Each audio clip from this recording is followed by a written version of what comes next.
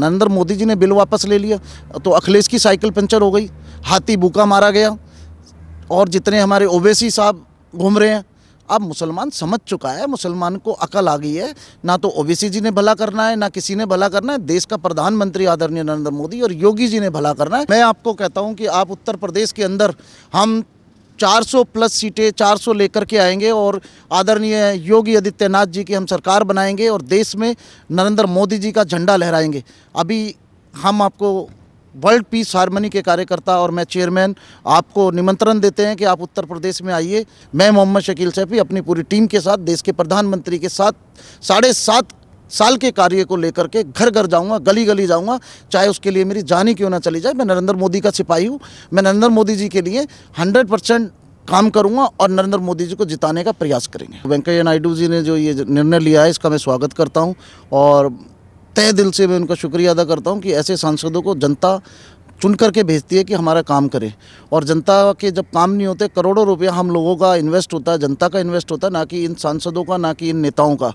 और शांति से आप देश में काम क्यों नहीं करने देते हैं? बिल मंजूर हुआ है, उस पर इनको स्वागत करना चाहिए था। बिल वापस हुआ, उसका स्वागत करना चाहिए था। हमारी लोकसभा से भी बिल वापस हुआ, राज्यसभा से भी बिल वापस हुआ। बजाय स्वागत करने के ये लोग उसका विरोध कर रहे हैं। राहुल गांधी जी ने तो जिस समय मनमोहन सिंह जी देश के प्रधानमंत्री थे उस समय भी बिल फाड़ करके फेंका था।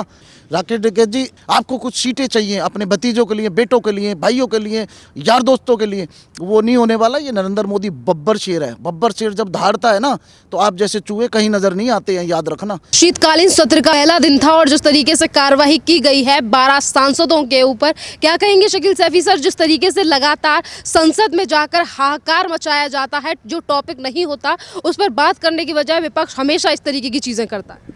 देखिए, विपक्ष के पास काम तो कोई है नहीं। विपक्ष के पास सिर्फ हल्ले के सिवा विचारों के पास कोई काम नहीं है। वो सोचते हैं कि हम हल्ला करें और हल्ला कर करके उसमें जो है ना डालें। मतलब उपराष्ट्रपति का मैं इस जो वेंकैया नायडू जी ने जो ये निर्णय लिया है इसका मैं स्वागत करता हूँ और तहे दिल से मैं उनका शुक्रिया अदा करता हूँ कि ऐसे सांसदों को जनता चुन करके भेजती है कि हमारा काम करें। और जनता के जब काम नहीं होते, करोड़ों रुपया हम लोगों का इन्वेस्ट होता है, जनता का इन्वेस्ट होता है, ना कि इन सांसदों का, ना कि इन नेताओं का। और शांति से आप देश में काम क्यों नहीं करने देते हैं? आप जनता के काम लेके जाओ, अपने क्षेत्र के काम लेके जाओ ना। आप जनता के काम ना लेकर के, क्षेत्र के काम ना लेकर के आप उपराष्ट्रपति पे पेपर फेंकते हैं, तो ये गलत कार्य है आपका और इसकी मैं निंदा करता हूं। और बाकी जो हमारे उपराष्ट्रपति ने किया है मैं इसका स्वागत करता हूं। पूरे शीतकालीन सत्र के लिए टीएमसी, कांग्रेस और शिवसेना और साथ में सीपीएम, सीपीआई, इन्हीं के पूरे सांसद हैं जिन्हें पूरे शीतकालीन सत्र के लिए सस्पेंड कर दिया गया है। बाद में विपक्ष कह रहा है कि हमारी बात नहीं सुनी गई है। देखिए, बात कहाँ से सुने? हमारे विपक्ष के नेताओं के पास इतना टाइम नहीं है। बिल मंजूर हुआ है, उस पर इनको स्वागत करना चाहिए था। बिल वापस हुआ, उसका स्वागत करना चाहिए था। हमारी लोकसभा से भी बिल वापस हुआ, राज्यसभा से भी बिल वापस हुआ। बजाय स्वागत करने के ये लोग उसका विरोध कर रहे हैं। तो इनके पास सिर्फ विरोध का ही काम है। अच्छा काम करें देश के प्रधानमंत्री तो भी ये बुराई करते हैं। मैं बधाई देना चाहता हूँ देश के प्रधानमंत्री जी का, बहुत अच्छा निर्णय है। और किसानों को भी अब अपनी जिद छोड़ करके वहाँ से वापस हटना चाहिए और लोगों के काम धंधे जो रुके हुए हैं, जो रोड रोक के बैठे हुए हैं, तो उनको खाली किया जाए। हाई कोर्ट के भी ऑर्डर हैं। और अब टिकैत साहब, आप ये सब कुछ छोड़ दें, जिद छोड़ दें, अन्यथा लोग ही खुद बाहर निकल करके आपको आएंगे और खुद वहाँ से हटाएंगे। कांग्रेस के 6 सांसद थे जिन्हें सस्पेंड कर दिया गया है। सोनिया गांधी, राहुल गांधी के लिए क्या कहेंगे? लगातार कांग्रेस के नेताओं की तरफ से इस तरीके की चीजें वेल में आ जाते हैं, हल्ला करते हैं, उसके बावजूद भी राहुल गांधी और प्रियंका वाड्रा या फिर सोनिया गांधी के मुंह से एक शब्द नहीं निकलता ऐसे नेताओं की। देखिए, वो तो चाहती है ना, क्योंकि वो खुद चाहते हैं, वो खुद लीडर हैं। जो आज्ञा लीडर देगा, जो आज्ञा लीडर दे रहा है वो कार्यकर्ता काम कर रहे हैं। ये प्यादे हैं, ये तो बेचारे प्यादे हैं। जो मालिक कह रहा है तो नौकर तो वही करेंगे ना। तो ये अपनी नौकरी कर रहे हैं। मालिक ने कह दिया जाके बिल में फेंक दो, बिल पार कर दो। अरे देश का भला करो। राहुल गांधी जी ने तो जिस समय मनमोहन सिंह जी देश के प्रधानमंत्री थे उस समय भी बिल फाड़ करके फेंका था। आज कांग्रेस की स्थिति उसी कारण तो नीचे आई है। आज कांग्रेस उसी कारण तो आई है। तो ये तो छोटी बात है बिल पाड़ना, ये पाड़ना। जो देश के मौजूदा प्राइम मिनिस्टर मनमोहन सिंह जी का बिल फाड़ सकता है राहुल गांधी, तो उनके सांसद बेल में जाकर के पेपर क्यों नहीं फाड़ सकते? ये तो बहुत छोटा सा उदाहरण है।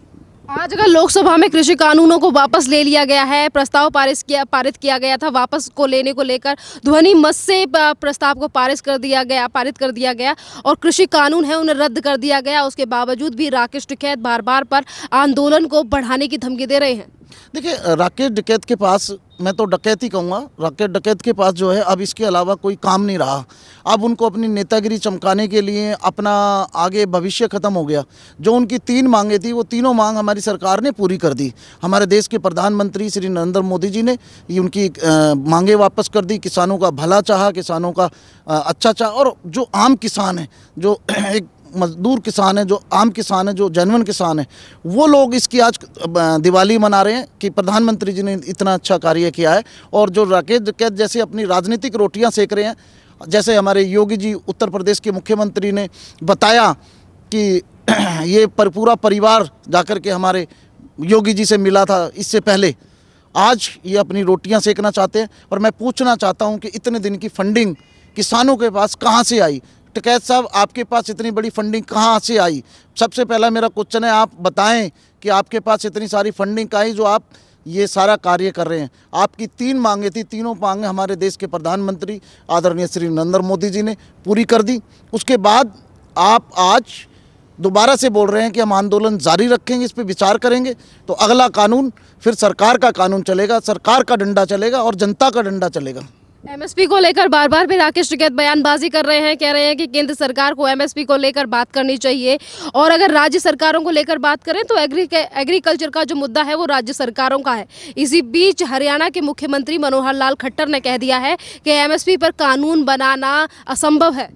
टिकैत साहब, चलिए पहले मेरे साथ राजस्थान चलते हैं, छत्तीसगढ़ चलते हैं, पंजाब चलते हैं, पहले इधर चलते हैं। मैं देखता हूँ आपकी कितनी चलती है और कितना कांग्रेस अध्यक्ष सोनिया गांधी और राहुल गांधी जी कितनी जल्दी अपने राज्य सरकार में, जहाँ जहाँ उनकी राज्य में सरकार है, बहुत जल्दी क्यों नहीं वहाँ पे ये कानून लागू कराते। मैं आमंत्रित करता हूँ सोनिया गांधी जी, आइए, पहले हम छत्तीसगढ़ चलते हैं, फिर हम राजस्थान चलते हैं, फिर हम पंजाब चलते हैं, जहाँ जहाँ आपकी सरकार है पहले हम वहाँ चलते हैं। पहले आप ये कानून लागू कीजिए, फिर हम भी विचार करेंगे। लगातार जिस तरीके से राकेश टिकैत राजनीति कर रहे हैं, या फिर आज लोकसभा की भी बात करें, लोकसभा में जब तीनों कानूनों को रद्द कर दिया गया तो विपक्ष का लगातार कहना था कि इस पर चर्चा करे सरकार, इस पर चर्चा करे। चर्चा करने को लेकर इतना ज़्यादा क्यों फोर्स कर रहे थे जब पहले ही चर्चा हो चुकी है? देखिए, हमारे देश के प्रधानमंत्री जी ने जो डिसीज़न लिया है वो बहुत सोच समझ के लिया है और मैं तो कहता हूँ बब्बर शेर आदरणीय श्री नरेंद्र मोदी जी ने जो फैसला लिया है वो बहुत अच्छा फैसला लिया है, उसका जनता स्वागत करती है। मैं अपनी तरफ से स्वागत करता हूं वर्ल्ड पीस हार्मनी की तरफ से। और मैं ये भी बताना चाहता हूं कि अब इनके पास कोई मुद्दा नहीं है राजनीतिक रोटियां सेकने का, क्योंकि जनता समझ चुकी है। मैं इतना चैलेंज जरूर कहता हूं टिकैत साहब कि अगर आप खुद नहीं उठे तो जो जनता आज आपके साथ है वो आप ही को भगाएगी और आप यहाँ से भागेंगे। और जनता आज गुस्से में बहुत ज़्यादा है क्योंकि प्रधानमंत्री जी ने अपने स्वयं खुद ने माफ़ी मांग करके इस धरने को ख़त्म करने की अपील की है और आपकी तीनों शर्तें मंजूर की हैं। इसके बाद आप कहेंगे कल को आपके लड़के को भी नौकरी मिलनी चाहिए, कल को आप कहेंगे आपके बेटे को भी फलाना मिलना चाहिए, राज्यसभा एमपी मिलना चाहिए, कल को आप कहेंगे आपको भी प्रधानमंत्री बनना चाहिए। तो अभी आप इस काबिल नहीं हुए, इस लेवल पे नहीं है। तो जो जनता की मांग है उसको माननीय प्रधानमंत्री जी मानेंगे। जनता के भले के हित के लिए हमारी सरकार, केंद्र सरकार कार्य कर रही है, देश के प्रधानमंत्री कार्य कर रहे हैं, माननीय अमित शाह जी कार्य कर रहे हैं, हमारे माननीय नीतीश कुमार जी कार्य कर रहे हैं। हमारी जहाँ जहाँ सरकार है जनता के हित के लिए, हमारे मुख्यमंत्री, हमारे आदरणीय जितने भी हैं सब देश की जनता के लिए कार्य करने के लिए सहमत हैं। लगातार किसान नेताओं की तरफ से राजनीति हो रही है, वहीं पर कुछ नेताओं ने ऐलान कर दिया है कि वो पंजाब में इलेक्शन लड़ेंगे। जिस तरीके से एक तरफ को कहा जाता है कि हम किसानों की हक की लड़ाई लड़ रहे हैं, पर आज राजनेताओं का असली चेहरा जनता के सामने आ रहा है। किस तरीके के समीकरण रहेंगे उत्तर प्रदेश में जिन चुनावों को प्रभावित करने का बार बार प्रयास कर रहे हैं राकेश टिकैत जी? मैं आपको कहता हूँ कि आप उत्तर प्रदेश के अंदर हम 400 प्लस सीटें 400 लेकर के आएंगे और आदरणीय योगी आदित्यनाथ जी की हम सरकार बनाएंगे और देश में नरेंद्र मोदी जी का झंडा लहराएंगे। अभी हम आपको वर्ल्ड पीस हार्मनी के कार्यकर्ता और मैं चेयरमैन आपको निमंत्रण देते हैं कि आप उत्तर प्रदेश में आइए और आप योगी जी को हरा दीजिए, या तो आप राजनीतिक से संन्यास ले लेना या मैं राजनीतिक से संन्यास ले लूँ। आपको चैलेंज देता हूँ कि आप अगर योगी आदित्यनाथ को हरा दो, पूरी देश की जनता, पूरे देश के मुसलमान, पूरे देश के लोग, खास करके मुस्लिम महिलाएं, हमारे देश के प्रधानमंत्री ने जो तीन तलाक लागू किया था, उसके लिए हमारे देश के प्रधानमंत्री का धन्यवाद करती हूँ और साथ में मैं भी धन्यवाद करता हूँ।